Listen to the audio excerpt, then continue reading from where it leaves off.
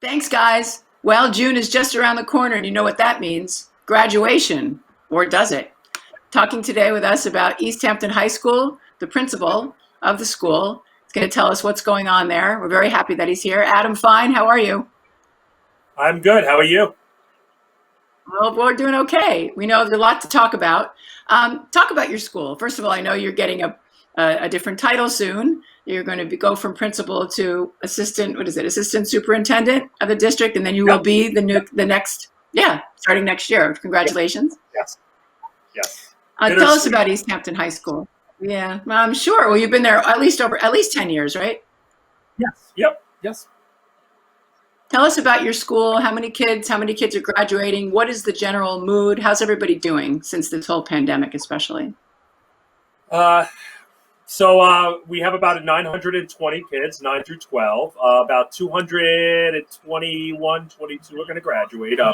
I mean, the general mood, I think, in the beginning was disbelief a little bit from the kids and the staff that this was happening, and Yeah. but I think there still existed hope. Um, Obviously, that's not the case anymore. I think the kids are missing school. The teachers are missing their kids. The distance learning model. Our staff has done the best they can to continue the education of all these kids. It's definitely been a struggle because when you're trained to be an educator, you're trained to do it in a classroom in front of kids, and that social Yeah. interaction. You underestimate its value.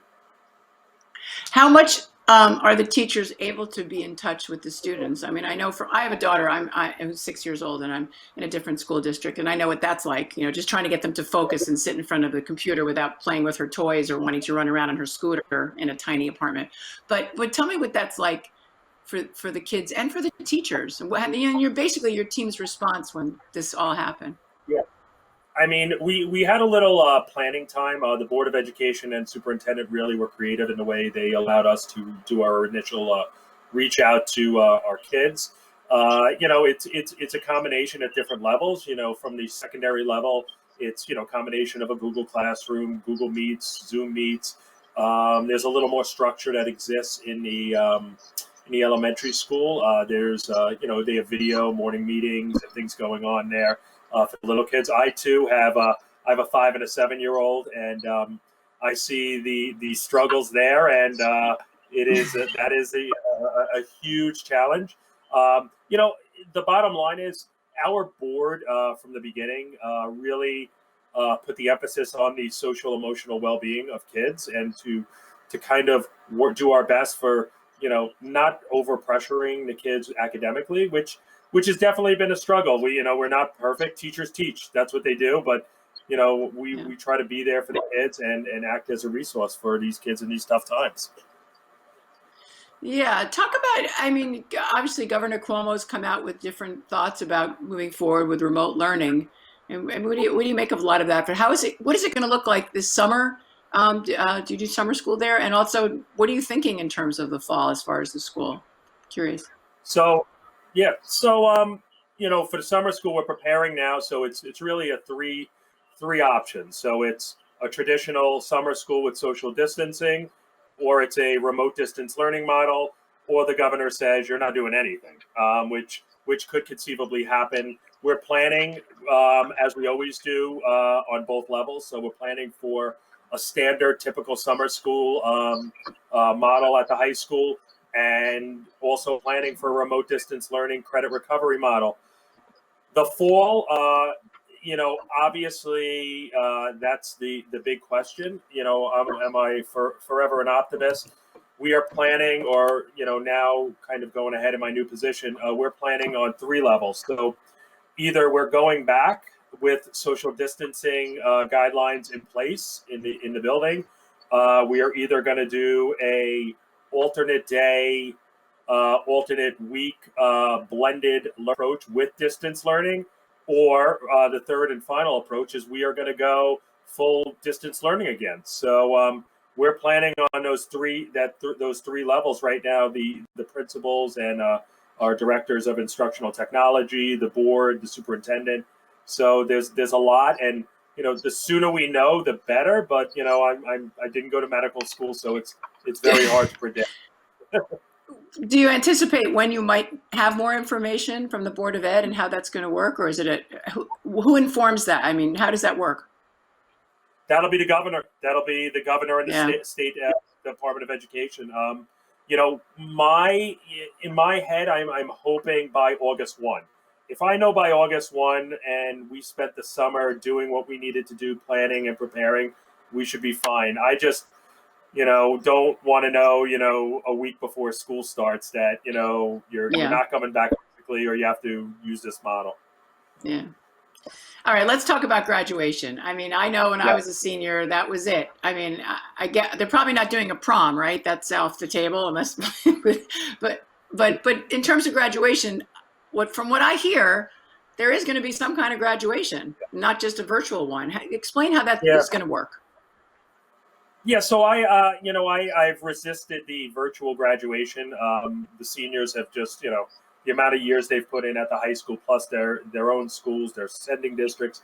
I just think what way could we make it a live event? So we kind of worked together with the East Hampton Town Police Department, Chief Sarlo, on what would be allowable, what would be permitted. I had some board members involved, the superintendent.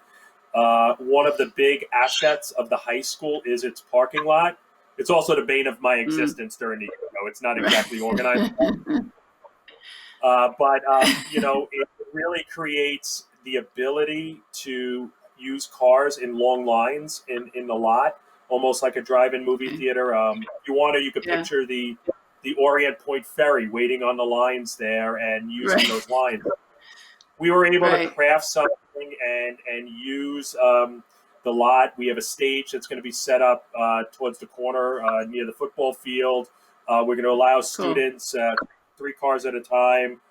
Kids are going to get to go on the stage alone, get their diploma, take a picture with a professional photographer.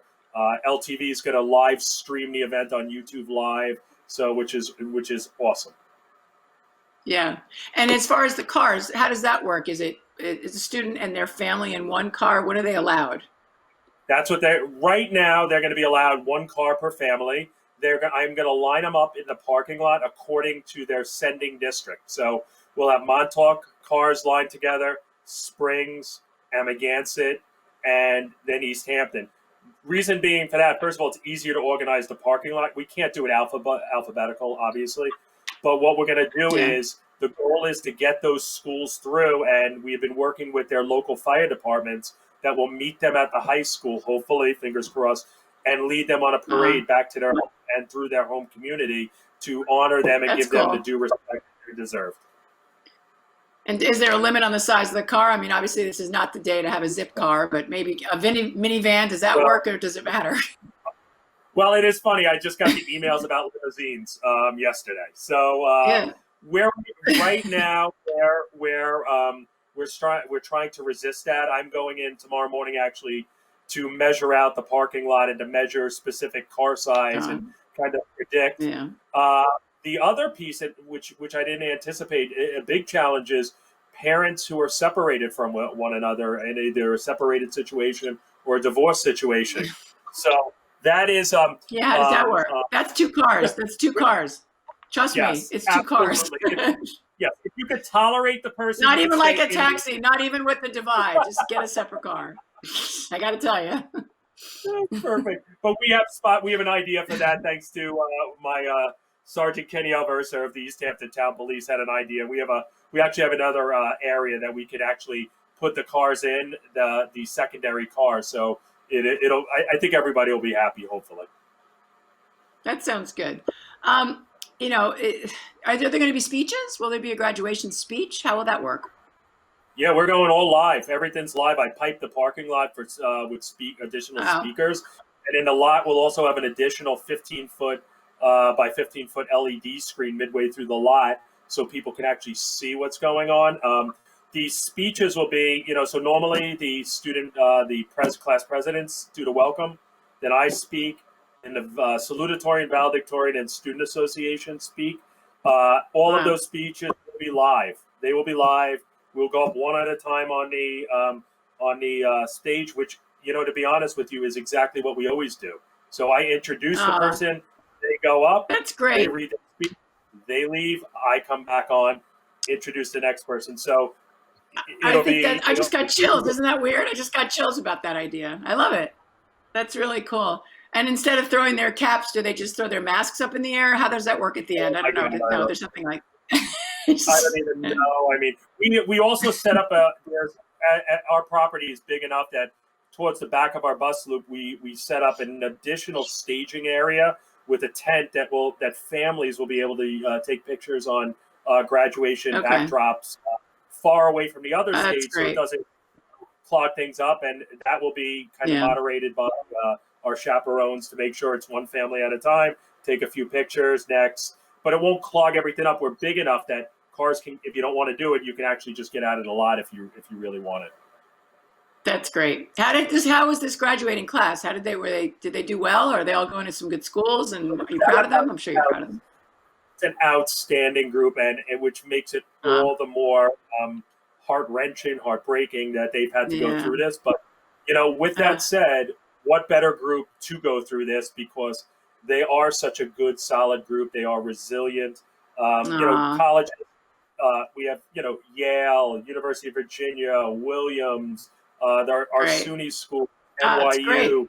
Uh, so it's a nice mixed bag. And again, I'm Yeah. hearing a little bit from our guidance department that some kids are, and I don't have the numbers yet, but looking at maybe using next year as a gap year, maybe taking a class up because they don't want to commit to go into a distance learning model at a university for another year. Right. So kind of being Well, if smart, they can saving get money. through this, yeah, they can Yeah, get through this. They really will be the leaders of tomorrow. That's for sure. Quickly, before we have to go, you've been there over 10 years. Tell me some of the things that you're yeah. most proud of or pleased with, and also talk about some of the challenges that you see ahead for the district out in East Hampton. I mean, I'm definitely proud of the kind of our staff's response and the kids' response to this. But long-term things, we put an AP seminar capstone program in the school. We've kind of changed and I guess rewritten the guide of what mental health and social emotional development looks Mm, within a high school of Long Island, and I think we're the forerunners anywhere on that. I'm very proud to work with my Ralph Neglieri, school psychologist, Tim Fromm, assistant principal, Karen Cunith, assistant principal, who've made that possible. We've been able to offer various more academic choices for kids. We've and yeah, again we also have that mental health piece, which is really important. very, So and it's I and more now more than ever important, right? yes, and Dealing you're looking mentally at the now more challenge. than ever. Yep, and this is the challenge. The challenges will Yeah. be, going forward in this type of environment and existing and being able to, operate seamlessly between the two worlds. If this is what it's going to be for the foreseeable future, I think that's going to be a challenge. No. Well, Adam Fine, you've been doing a great job. Your team has been amazing. We congratulate and applaud all of the students there in the graduating class. June 26th, Friday, June 26th. That's the date. 26. Yep. You'll be able to watch it on LTV on our YouTube channel, Local Television Inc. East Hampton. And we thank you again and wish you the best, and especially in your new job. You'll be our new superintendent, district superintendent. So that's awesome. Thank you again. Adam Fine, East Hampton High School, June 26th, LTV.